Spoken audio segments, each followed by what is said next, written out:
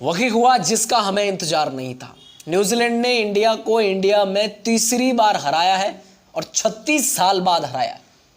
आखिरी बार न्यूजीलैंड ने इंडिया को इंडिया में 1988 में हराया था, उससे पहले 1969 में हराया था और अब 2024 में यह कारनामा तीसरी बार किया है और इस बार तो धोबी पछाड़ दिया है। बहुत बुरी तरह से हरा है। यह सिर्फ हार नहीं है, यह तमाचा मारा है। इस तरह का तमाचा यार पहली इनिंग में जब हमारे बैटर बल्लेबाजी करने आते तो उनको एक्सपोज करके रख दिया, 46 पे ऑल आउट कर दिया सबको, बड़े बड़े धुरंधरों को। उसके बाद खुद बल्लेबाजी करने आए, हमारे बॉलरों को एक्सपोज कर दिया। बोला यार पिच तो कुछ नहीं, पिच में ऐसी कोई मदद नहीं है जैसा तुम बोल रहे। फिर उसके बाद हमारे बैटरों ने दूसरी इनिंग में कमबैक किया, लगा कि यार एक बार के लिए कि चलो कम से कम करेंगे, कमबैक तो कर लिया, इस हिस्टोरिकल कमबैक होगा, ये होगा वो होगा, इज्जत बचेगी। लेकिन फिर ऐसा एक बार कोलैप्स हुआ कि भाई 408 रन पे हमारे 3 विकेटें थी, उसके बाद भाई 50-55 रन पे हमारी 7 विकेटें निकाल गए उनके सीमर्स। फिर से वो कोलैप्स, उसके बाद देखा आपने 107 रन थे, तो फिर बॉलर क्या करते हैं यार। आज के दिन में बॉलरों ने पूरी जी जान लगाई, नहीं हुआ। एक्चुअल में बॉलरों को दोष देना गलत है। आज जो भी लोग बॉलरों के नाम से वो कर रहे हैं ना, ये गलत है यार। दोष अगर देना तो पहले कप्तान रोहित शर्मा को देना चाहिए। और चलो एक बार के लिए ये भी मान लेते कि टॉस के ऊपर ज्यादा डिपेंडेंसी नहीं रखनी चाहिए टीम को, ठीक है, चलो कप्तान रोहित शर्मा को थोड़ा अलग रखते थे। फिर बैटिंग की अगर बात करते, पहले दिन में अगर बैटिंग देखेंगे हमारी, किस तरह की बैटिंग करी हमारे बल्लेबाजों ने। कोई भी बल्लेबाज 3-4-5 बॉलें अगर खेल जाता है क्रीज पे, तो उसके बाद उसके ऊपर इतना दबाव दिखता है, वो समझ मतलब पता नहीं क्या ड्रेसिंग रूम में ऐसा बोल के भेजा गया कि 4-5-6 बॉलें खेली तो एक बाउंड्री मारनी ही मारनी। भाई प्रॉपर टेस्ट क्रिकेट कहां है? तुम यार इंग्लैंड की कॉपी कर रहे हो। ठीक है, कानपुर में आपने किया वो जो बांग्लादेश के सामने, वो बांग्लादेश था यार, उनके बॉलर्स अलग है, न्यूजीलैंड के बॉलर्स अलग है। आप यार वक्त बिताओ क्रीज पे, वक्त बिताना कोई चाह नहीं रहा। यहां पर बल्लेबाजी किसी को नहीं सिखा रहे कि हम सिखा रहे हैं कि फलां ऐसा बल्लेबाज, ऐसा नहीं बोल रहे, ये बोल रहे हैं कि भाई वक्त क्यों नहीं बिता रहे हमारे बल्लेबाज। दूसरी इनिंग में कमबैक था, दूसरी इनिंग में नो डाउट अबाउट इट कि दूसरी इनिंग में 462 रन अगर बनाए हैं तो ये भी कमबैक, बहुत बड़ा कमबैक था, ये छोटा मोटा कमबैक नहीं था ये। लेकिन पहली इनिंग में 46 पर ऑल आउट, यार ये तो इंडिया का लोएस्ट टोटल बना दिया।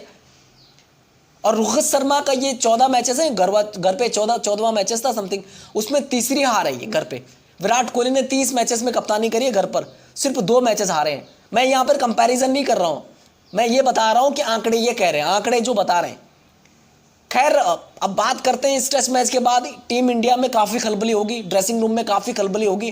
गौतम गंभीर साहब, अब मामला थोड़ा गंभीर हो गया है, चाहे वो केएल राहुल को लेकर हो, चाहे वो रविंद्र जडेजा को लेकर हो, चाहे वो फिर अब बाकी भी देख सकते हैं, क्योंकि मुझे नहीं लगता कि क्या बोलते हैं इसका नाम, शुभमन गिल के आने के बाद केएल राहुल को टीम में जगह मिलेगी।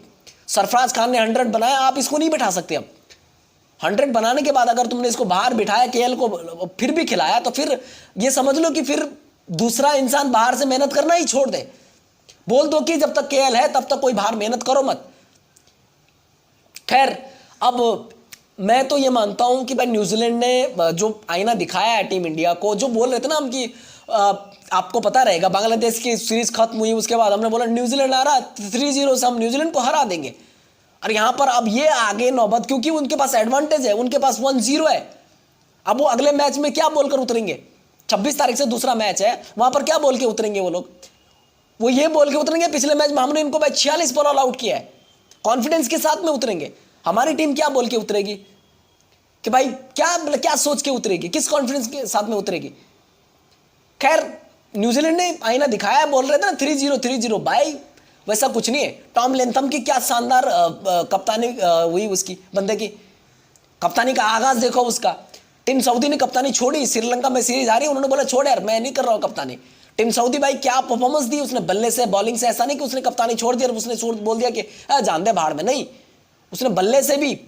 मोहम्मद सिराज तुम्हारा फास्ट बॉलर, क्या उसने एक्सपोज किया उसको, छक्के पे छक्का।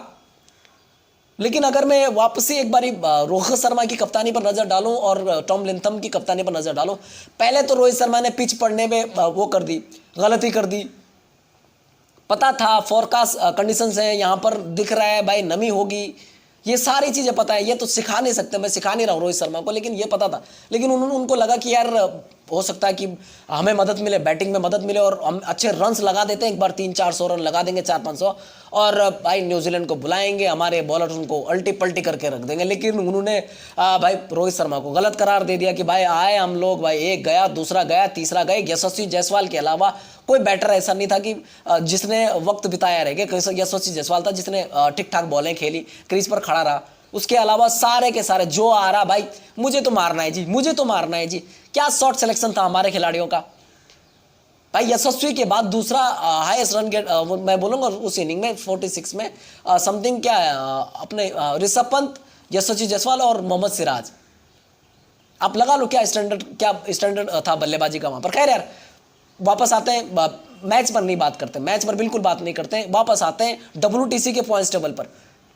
भाई हमारे पॉइंट्स 74 थे, हम लोग है अभी भी नंबर 1 पर है, लेकिन 74 से हम 68 पर आ चुके हैं। न्यूजीलैंड भाई कहाँ था, 7वें नंबर पर था, वो 4थे नंबर पे आ गया। अगर इंडिया को वो अगर आने वाले 2 मैचेस में एक मैच भी हरा देंगे तो भाई वो 4थे से 3रे नंबर पे आ जाएंगे।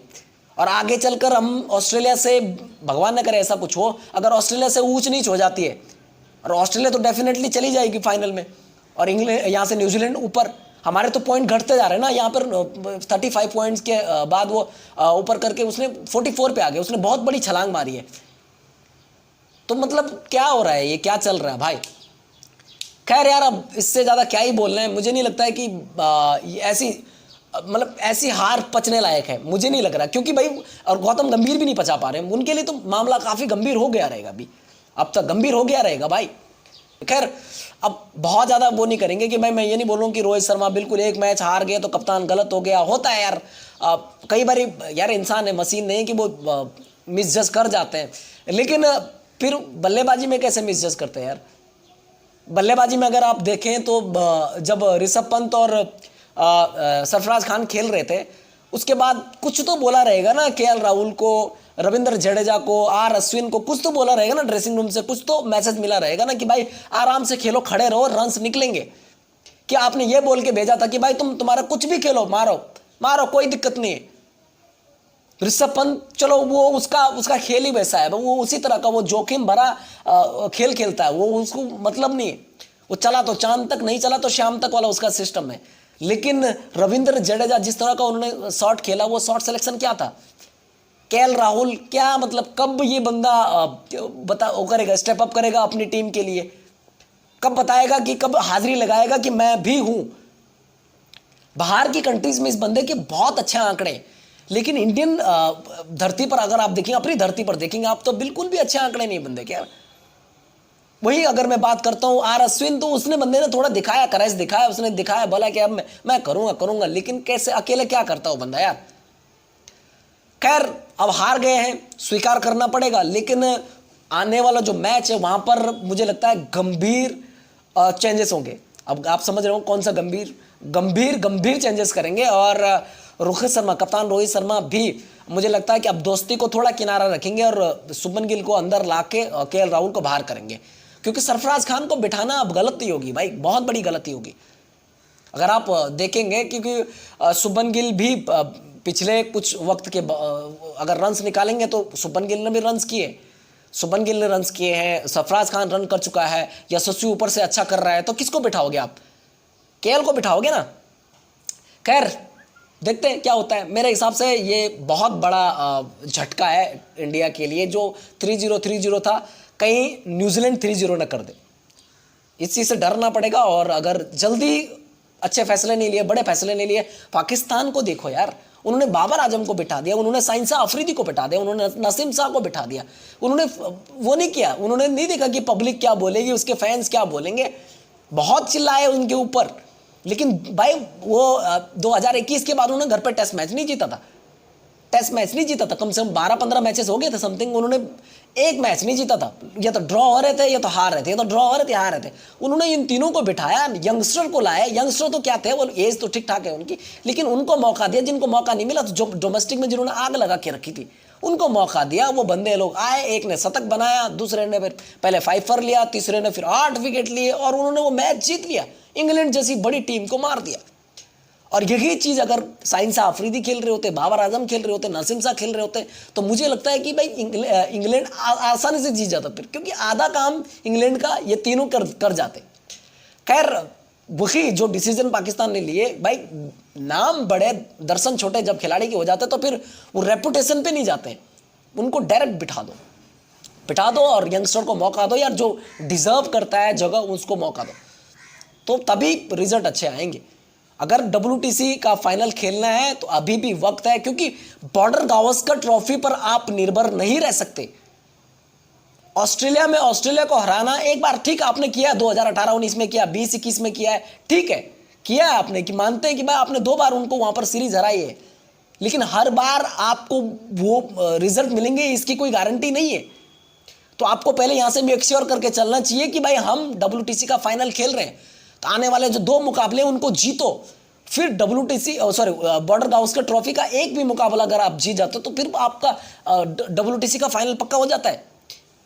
तो आप ये समझ के चलो यार। खैर, अब हम एक मैच के उस पर मतलब एक मैच के रिजल्ट पर हम काफ़ी हद तक मुझे लगता थोड़ा जज्बाती हो रहे हैं कि भाई वो कर रहे हैं, लेकिन होना भी चाहिए यार, होना भी चाहिए कि कप्तान अपने घर की कंडीशन नहीं पढ़ पा रहा कि भाई यहाँ पर अब बात तो की रहेगी ना, ग्राउंड्समैन से बात करी रहेगी, वहाँ पर जो लोकल खेलते हैं, जो लोग खेलते हैं उनको पूछा रहेगा भाई क्या रहता है, अभी फोरकास्ट थी, थोड़ा पिच में नमी है तो भाई हमें क्या करना चाहिए, बातचीत करी रहेगी ना। खैर, इससे ज़्यादा कुछ नहीं बोलते हैं, इतना ही रखते हैं वीडियो को, ज़्यादा लंबा नहीं खींचते हैं। आने वाला जो मैच है वहाँ पर राहुल ड्रॉप हो जाएगा, मेरा तो ये मानना है कि KL राहुल ड्रॉप हो जाएगा। अभी हम बहुत ज़्यादा ठीकरा फोड़ा KL राहुल के ऊपर, अच्छा खिलाड़ी है लेकिन जब जरूरत होती है तब स्टेप अप नहीं करता है, जिसके चलते मुझे बड़ी चिढ़ आती है ऐसे खिलाड़ियों से, वो कोई भी हो, फिर कोई भी हो, आप चाहे कितना भी बड़ा नाम हो, अगर वो वक्त पर स्टेप अप ना करे तो भाई उसका बड़ा नाम होने का कुछ फायदा नहीं है। मैच विनर होते जैसे जसप्रीत बुमराह है, ऋषभ पंत है, अभी यशस्वी जायसवाल है, खुद रोहित शर्मा है, विराट कोहली है, ये लोग जो है ना, इन्होंने बड़े बड़े मतलब आप देखेंगे मौके निकाल के देखो, फिर इनकी परफॉर्मेंस निकाल के देखो। KL राहुल पिछले अगर आप देखेंगे जब उन्होंने टेस्ट ओपन करके, जब ओपन में तो इन्होंने काफ़ी हद तक बहुत अच्छे उनके स्टैट्स हैं, उसके अलावा लोअर ऑर्डर में भी ठीक ठाक है, लेकिन इंडियन कंडीशंस में नहीं है और ऐसे मौक़ों पर नहीं है जहाँ पर जरूरत है, वहाँ पर नहीं है, बहुत कम चांसेस। मतलब अगर 100 दफ़ा इनको मौका मिले तो इनके मतलब 40 दफ़ा ये सक्सेस होंगे और 60 दफ़ा फेल होंगे। खैर, इतना ही रखते हैं, वीडियो को ज़्यादा लंबा नहीं खींचते, बहुत लंबा खींच रहा हूँ, मेरी आवाज़ भी बैठी हुई, तबीयत बराबर नहीं है, जिसके चलते थोड़ा ज़्यादा जोर लगाना पड़ रहा है। माफ़ी चाहेंगे अगर किसी को आवाज़ चुभ रही है तो मतलब माफ़ी चाहेंगे। खैर, अगर वीडियो पसंद आता तो लाइक शेयर सब्सक्राइब करके जाओ और बताओ यार, इंडिया किसकी गलती के कारण ये मैच आ रहा है? कप्तान के कारण, बॉलरों के कारण, बैटरों के कारण जो खराब डिसीजंस रहे, उसके अलावा मैं अंपायरिंग की भी बात करूँ, बहुत साधारण अंपायरिंग हुई इस मैच में, बहुत ज़्यादा साधारण अंपायरिंग हुई, मतलब इतनी मतलब इंटरनेशनल लेवल पे इतनी घटिया अंपायरिंग यार मैंने नहीं वो करी थी यार, हद है यार। खैर, ऊपर वाला भी नहीं चाहता था हम ये मैच जीते, जब हमारे बल्लेबाज अच्छा कर रहे हैं तब बारिश आ रही है, कभी कुछ हो रहा है, कभी कुछ हो रहा है। खैर, इतना ही रखते हैं यार, छोड़ो, इससे ज़्यादा कुछ बोलता नहीं। ठीक है, वीडियो पसंद आता लाइक शेयर सब्सक्राइब करके जाना और साथ साथ भाई बता के जाना है कि भाई किसके कारण इंडिया ये मैच हार गई। ठीक है, जय हिंद, जय भारत।